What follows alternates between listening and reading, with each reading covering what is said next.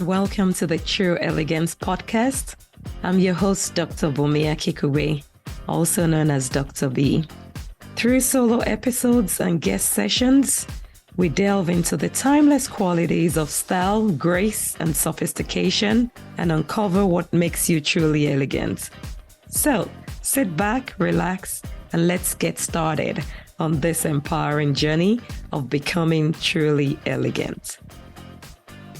Hello, Elegant Tribe. Welcome to another episode of the True Elegance podcast, where we talk about radiating beauty from the inner part to the outside and developing character that helps us to embrace our uniqueness and show forth all the beautiful things that we're made up of.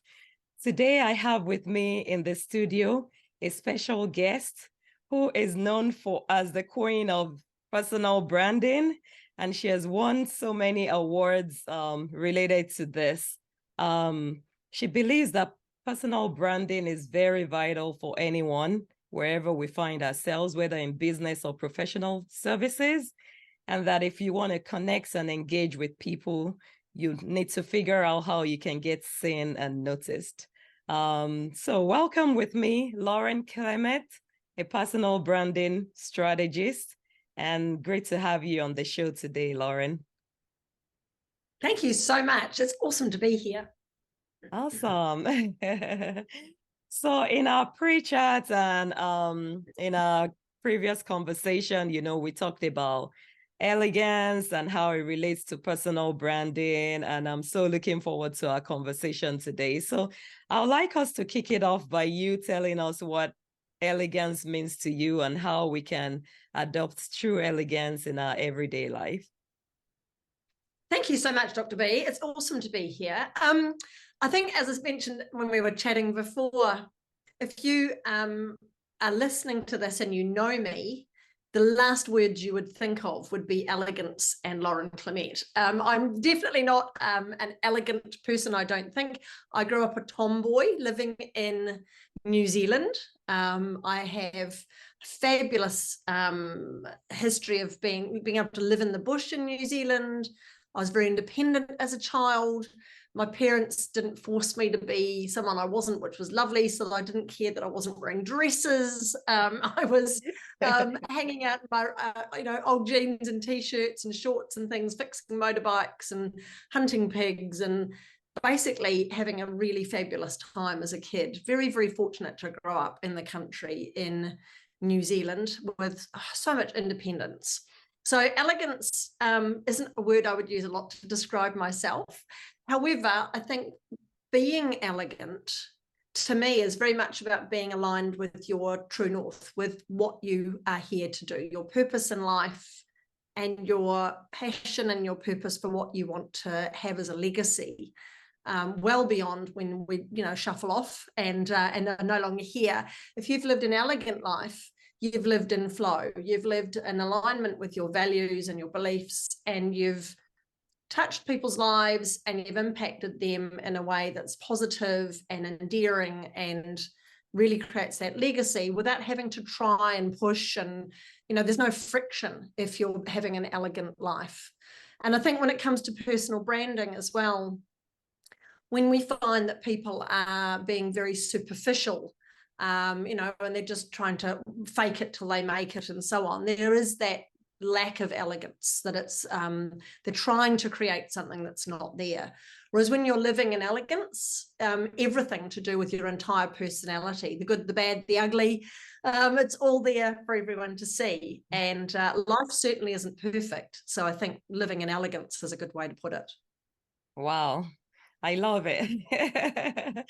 That is so beautiful. I love some elements you talked about right there, living in flow, living in alignment, and also embracing both the good, the bad, and the ugly, because, many times we just want to showcase the perfect aspect of our lives, and no one is really perfect and no condition is really perfect. So learning to embrace all the aspects of our life and live with it, of course, improving on things that are not so great to make them better, but at least acknowledging that, well, it does exist and it might be a flaw, a defect that I have to work on.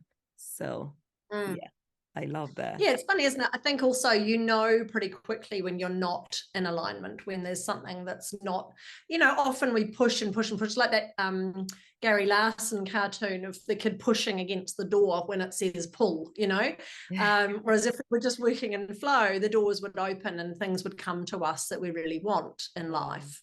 But so often we're focused on trying to be the same as everyone else, or try to be better than other people, or trying to prove ourselves, all those sorts of things that really aren't us, where you're better to go, well, who am I? What am I really here for? And how can I positively impact the world around me? And all of a sudden the doors open. And I'm a firm believer that if you really put out into the universe what you want in life, that's exactly what you're going to get. You're gonna get. Wow, beautiful. There's a statement that also came up in your introductory part that talks about fake it till you make it. And we've heard that in so many circles. Do you know where that came from, and if there's any element of truth in that? Well, I do actually. I wrote an article about this, and it's on LinkedIn about can we really fake it till we make it? And maybe there's other words we should be talking about. It was a Simon and Garfunkel lyric. If you remember Simon and Garfunkel, the old, very old. I was born in the late 1960s, so I grew up in a world where there was no internet, there was no social media. My whole teenage years and my very, very raucous young years when I was doing crazy things in the 80s, none of it is on camera, none of it is on film. There's no record of it, thankfully. I feel very sorry for teenagers these days, that everything they do is under the microscope. Right. So the fake it till you make it idea, it sort of works in a way because it tells us be confident even if you're not. Feel the fear and do it anyway. I guess fake it till you make it has that, or what it's been used for is imagine what it could be like and fake being successful, or fake being whatever you want to be while you're on your way to get there. Unfortunately, I think the word fake has really become such a strong word in our world and in our culture, where there is now so much social media and so many different channels and so much stuff that's fake. There's filters on our phones, and there's fabulous videos of the Instagrammers and their fabulous homes, and then you pat around and there's just this mess where they bundled everything to one side to make their background look fabulous, the real life versus the online life. Even sitting here today, I'm chatting to you on Zoom, and my background is this apartment that doesn't actually exist. It's fabulous. I don't have to clean it, and it always looks beautiful whenever I'm on Zoom. So there is so much fakeness out there that I think fake it till you make it is now run it's had its life. I don't think we need to use it anymore, and I think it can be replaced by visualization as a much better way of getting that confidence, because our brains, and neurobranding is part of what I love. I've worked in advertising for years, and I understand how the brain sees brands. It's got a lot to do with me being dyslexic and so on, but we will paint pictures of what we want as an outcome, and we'll visualize. Our brains are very good. They don't work in words, they work in pictures, and we will paint a picture of the outcome that we want. And that's what drives the dopamine release in our brain to say, yes, we want that. So for example, you're walking in a shopping mall and you see a beautiful pair of shoes, and you can imagine yourself wearing them and the whole outfit that you're in, and being out to dinner, the dance floor, or with your friends and so on. So you're already painting a picture of what you're going to look like and the outcome when you've got those. So that's what makes you want the shoes, is because you've seen the outcome. So if we are constantly being thrown photographs by the media and social media of these perfect lives and perfect bodies, and you've got to have a bigger butt, and you've got to have a thigh gap, and you've got to have beautiful teeth, and you've got to have all these things, the more we set those bars as impossible to reach, the more our self-esteem just starts to wither away. And I think we're much better off to visualize or to see what we want to be in life and where we want to be in life, and then just be it and start behaving like we already have it. So if you want to be happy, start being happy, start being grateful. If you want to be beautiful, start looking at yourself and going, what do I like about myself? Wow. You know, a lot of people say the most beautiful people in the world are the ones that smile a lot. Oh. Because, you know, whenever you smile, what do? You smile back at somebody, don't you? Right. So that's that inner beauty that you talk about so much. So Wow. yeah, I don't know. I guess fake it till you make it probably is something that we can kill off now. And we should start maybe saying, just see it, be it, you know, see what we want to be in life and just be that. Wow. I love that. I love that perspective. So put it to death, but visualize instead. And, you know, like you said, when you see yourself becoming what you want to be, then you're able to walk towards it and do what's needed rather than faking it. And there's so much fakeness everywhere right now that it's hard to figure out what's really authentic and who to trust. But I like that perspective. Absolutely. Yes. Absolutely. Because the trouble is with if you let that, I call it comparisonitis. You know, if you let comparisonitis slip in and you're constantly comparing yourself to others. It's funny, actually, Dr. B, I have started doing bodybuilding. So my daughter is into bodybuilding and she talked me into competing last year, and I'm going to compete again next year. So I'm watching my diet and I'm, you know, exercising and so on. What I've learned through bodybuilding is how slippery a slope it is when you compare yourself to others. Because with bodybuilding, especially, you're looking at specific parts of the body. You're honing in at someone's triceps or someone's biceps, saying, if only I could do that, and what if I could do this? And when you start to really focus on certain parts of your body, it blurs the rest of it. So you're not really taking in the whole entire person. And the one thing I've learned from bodybuilding is that every single one of us has a different shaped body. Right. Every single one of us is different, right? And there are certain things that you cannot change. There's certain things you are born with. I will never be 6'4" with these great big long legs because I'm 5'3" with short legs. And it's just, I cannot change that. It's my genetics. Thankfully, though, I can go, well, I've actually got a nice narrow waist and I've got quite broad shoulders, so I can do these things and so on. I mean, I think if we could start to embrace the fact that we are totally unique, that there's nobody else on the planet like us, and that because of that, we have this special quality that no one else has. No one else can be like us, and I can't be like somebody else because we are so different. And it is those differences, I think, that we need to celebrate a little bit more. So much, we talk a lot these days about inclusivity and making everybody feel like they're included. I agree with that 100%. However, I don't think we should all try to be like each other. We need to celebrate differences as well. Right. Beautiful. Uniqueness is one thing I always talk about because, like you said, even though we could be, you know, from the same parents or exposed to the same things, there'll still be something somewhere that makes us different. Even if we're the same height or smile the same way, there'll still be something different. And so recognizing what makes us unique and celebrating it is one thing I always advocate for. So I like that you mentioned that. And I love that term you use, you know, comparisonitis. Where did that come from? Well, it's funny, actually. When I moved from New Zealand to Australia to live here, I decided to get away from the advertising industry. I'd spent many years working in that industry. It's high pressure. I had my daughter was very young. I wanted to spend more time with her. And I started my own business, and it was a direct selling business. So I had products and services, but I also had to grow a team. And I spent about 5 years developing my business. It was fabulous. I got to meet a lot of new people. I won trips to the United States. I got to go to Utah and meet up with the founders of the company, and it was just brilliant. A great opportunity to become an entrepreneur with a very low entry level. So I didn't have to have a shop. I didn't have to employ anybody. I didn't have to create a website. I didn't have to do anything. I just bought a bit of product and started my business, which is one of the great things about direct selling. The other thing that I liked about it was the personal development that went on.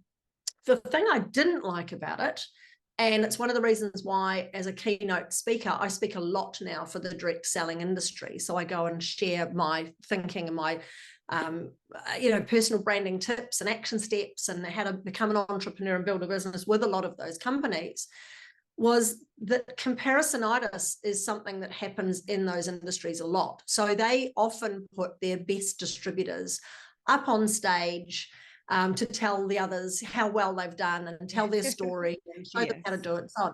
Now, that to a point can be very motivating and very inspirational to have a leader up on stage, sharing their story. But it can also eat away at people's self-confidence, because they can look at that person and think to themselves, I'm never going to be like that. I'm not as good as her. I can't be as confident as her. She's gorgeous. She's glamorous. She's amazing. I can't ever see myself being like that. And it does the opposite of what they're hoping to achieve. Right. And that's when I thought about, comparisonitis. And that's the thing that kills a lot of people's, especially direct selling. But if you're an entrepreneur on your own, running a business or starting a business, the minute you start comparing your journey to somebody else's and going, well, I'm not there yet, I'm not good enough, and you start listening to those voices in your head, those little voices, I call them the FB shitty committee. They're little tiny voices. Right, they're always there. Always there. Every one of us has it. Oh, imposter syndrome, that self-doubt that creeps in. But you can't do that. And what if people find out and they're going to discover that you don't know what you're doing, and, all that fear of failure and so on. In business and entrepreneurship, especially if you're starting your own business, I think we need to learn very, very quickly that we need to embrace failure. We need to really love failing, because, and it was funny, I was talking to a woman the other day who I work with, and she has created a business that helps girls and women get into STEM. So science, technology, maths, sort of environment. It's called STEM. It's an amazing woman. Yes. And she said, in science, the whole thing is built around failure. So you research and you test and you test again, and you fail again and you fail again until eventually you succeed. Right. Science is like that, because you've got to find out through trial and error. Whereas in business, we see failure as a bad thing. We see it as something that you've not achieved, and you've let yourself down, and you haven't achieved what you should do, and you should go back and get yourself a job somewhere. I think in entrepreneurship, failure is the fastest way to success. As long as you learn from your failures, as long as when it happened, you go, well, how did I not perform here? How did the person I was working with not perform? Or how did the product not perform? Or what stopped it from working?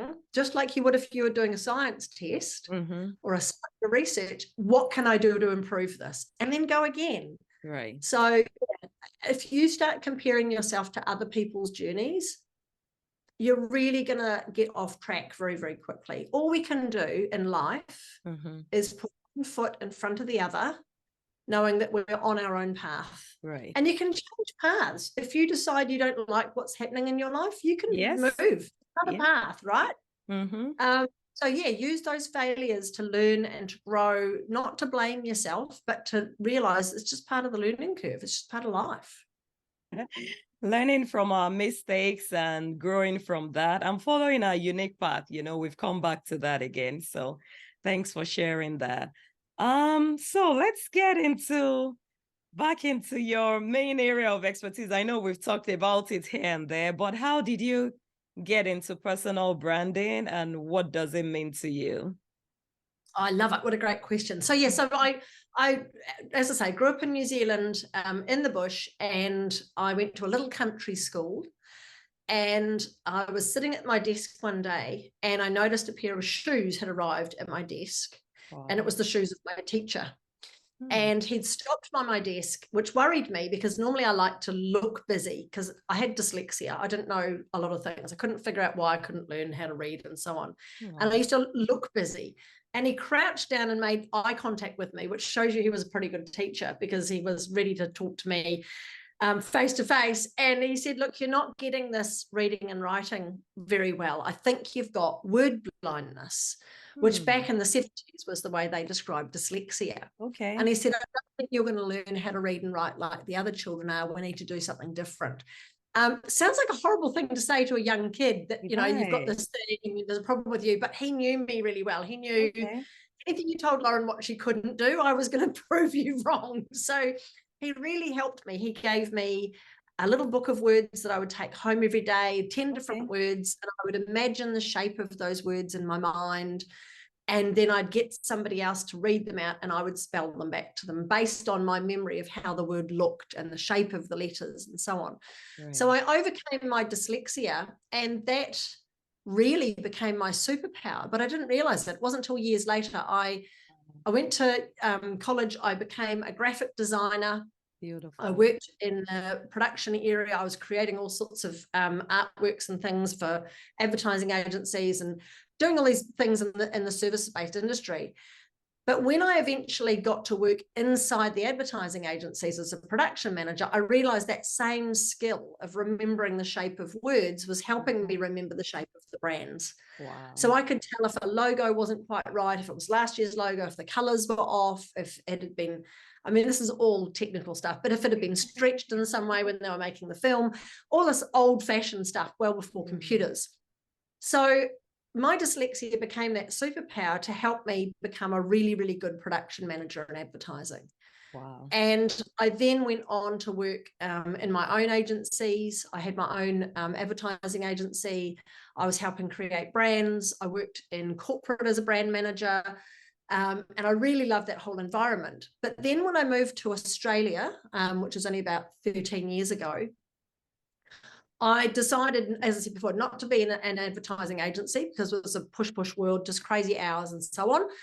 I decided to start my own business, and I went, well, what is there out there that could really use the skills and talents that I have, my natural abilities? And I really liked the idea of working with people who were entrepreneurs. And what I discovered was, especially in that time, and it still is today, COVID's done the same thing, a lot of people were jumping out of corporate and getting into running their own businesses. And they were professional service providers, so they were coaches, they were mentors, they were financial advisors, they were personal trainers, they were this whole real estate agents, direct selling, all these people trying to create their own businesses out of a service. Right. And they had passion for what they did, but they had no knowledge of how to market and promote themselves and create a brand. So I decided to take all of my learnings and create a program around neurobranding and personal branding. Okay. And I basically said to 5 or 6 people that I knew, hey, I think you need this help. What if I did this for you? And, you know, I'm going to launch it as a business. Right. But because you're my first clients, you know, I'll have you as a beta tester. I'll only charge you X amount of money as long as I get your feedback and I get to tell you afterwards. Yeah. So I worked with my first 6 clients. I took them through a 12-week process, realized very quickly that they got very overwhelmed and I could probably do 8. Cut it back to 8 weeks, cut out some of the stuff that I thought they needed to know that they didn't. And really created an amazing process on how to create your personal brand. I then was very challenged by a good friend of mine who's a journalist and a stand-up comedian, and she's now become my business partner. And she said to me, you know, you've worked with all these world-leading advertising agencies that have won all these awards. Why haven't you won any awards? And I went, because awards are just, you know, they're just to show off. They're nothing really special. And she said, no, you need to enter. And so I said, okay, I'll give it a go. So I entered my neurobranding and personal branding process into the Asia Pacific Stevie Awards. And the Stevie Awards are a little bit like the Oscars for business. Okay, got it. They're the only real international-based business awards at that level. And I won a silver Stevie Award for my process. Wow. That's awesome. That is awesome. I discovered that having an independent panel of judges say that I was actually doing something. And with the Stevies, which is lovely, you get the feedback from the judges. And one of them said, what you're doing is you're taking something that's normally at such a high level, like something you could only get at a big advertising agency, and you're making it accessible for entrepreneurs. You're making it easy for them, affordable for them, and they can access this, and it's really helping their businesses. And I thought, yeah, I am actually doing that. So funny how it takes somebody else to say these things, isn't it? What you do. Yes. Yes. Wow. So yeah, so I went from there, and I've now really honed that. So now I'm a keynote speaker. I just speak about finding your brand true north. I've got a whole process around how you find your purpose and your passion, and how you can create amazing leaders in your business, and how you can really drive your teams to be self-motivated and self-confident to like I said before, find their own path and be in flow. Right. Wow, that is so beautiful. And to imagine that it all started from, something which you could have considered your weakness, but tweaking it and turning it around to become your superpower. That is quite impressive.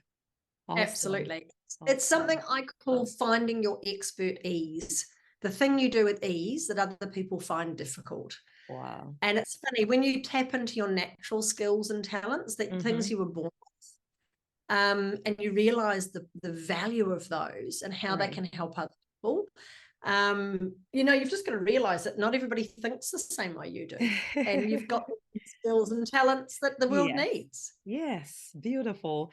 I think sometimes what people struggle with is maybe figuring out how your natural talent ties into maybe your profession or your business. Like sometimes we do some things naturally, like for example, I love planning. Like in my head, I'm always thinking of the next event and all the details of it, how to put it together, what the help I need to make it become beautiful.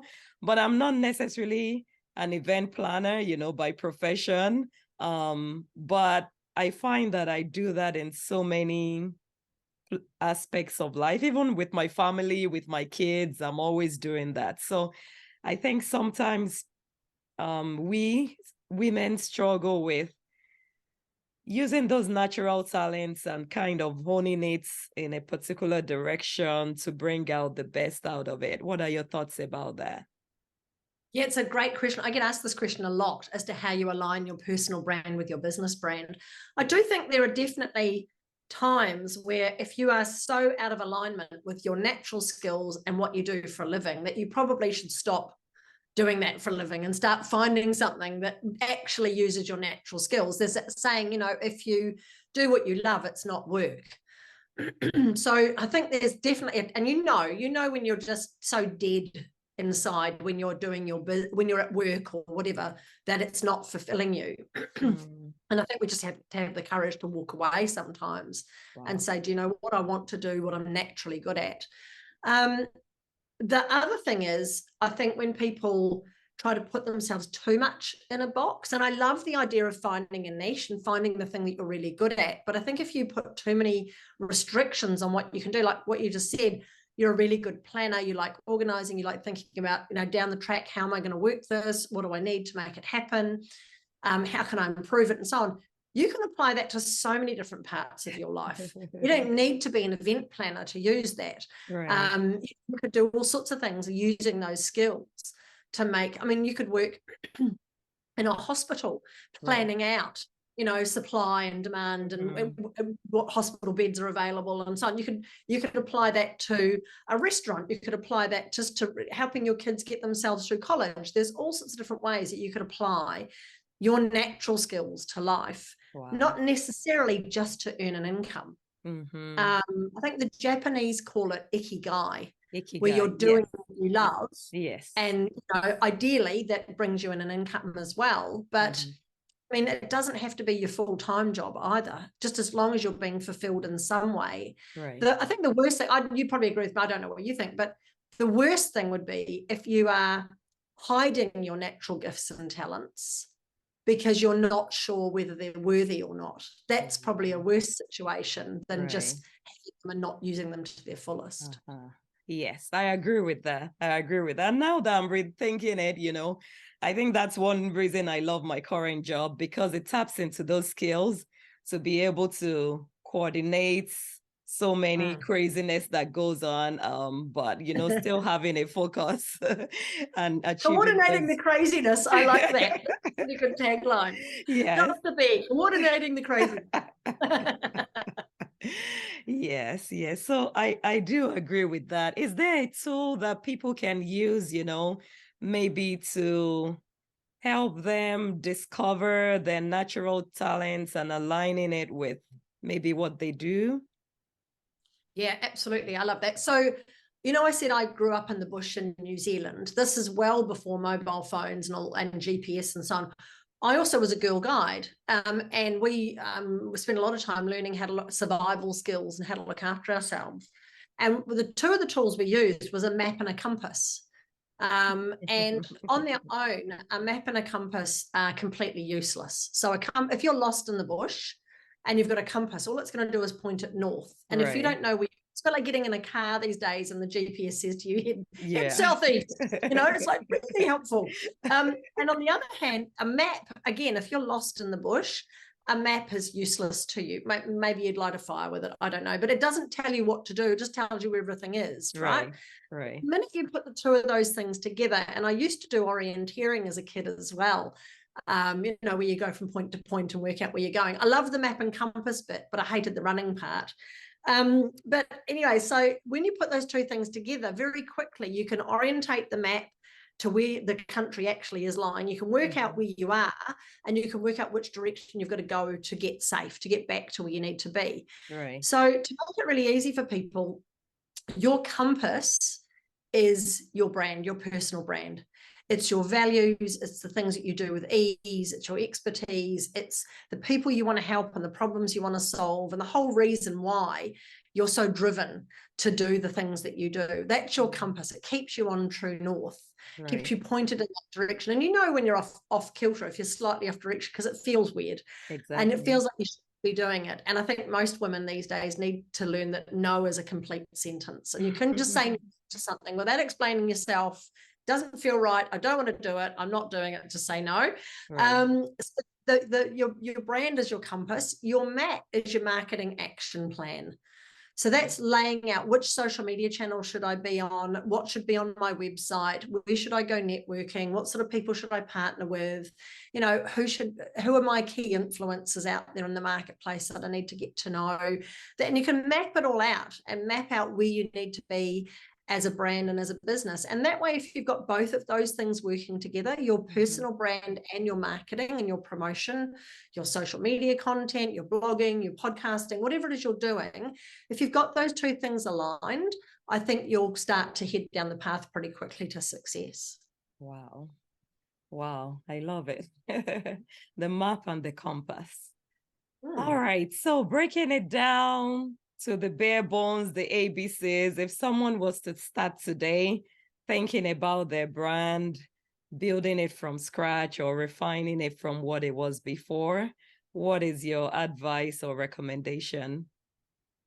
I think based on the conversation we've had today, it would be, and it's not an easy one, forget about the money, forget about the income, forget about the job, because jobs are something that has been made by humans. The need to earn money, to pay a mortgage, to pay a loan on a car or whatever it is, that's all just man-made. We're on this earth for a purpose. Right. There's so much more to life than earning money, having a job and paying the mortgage.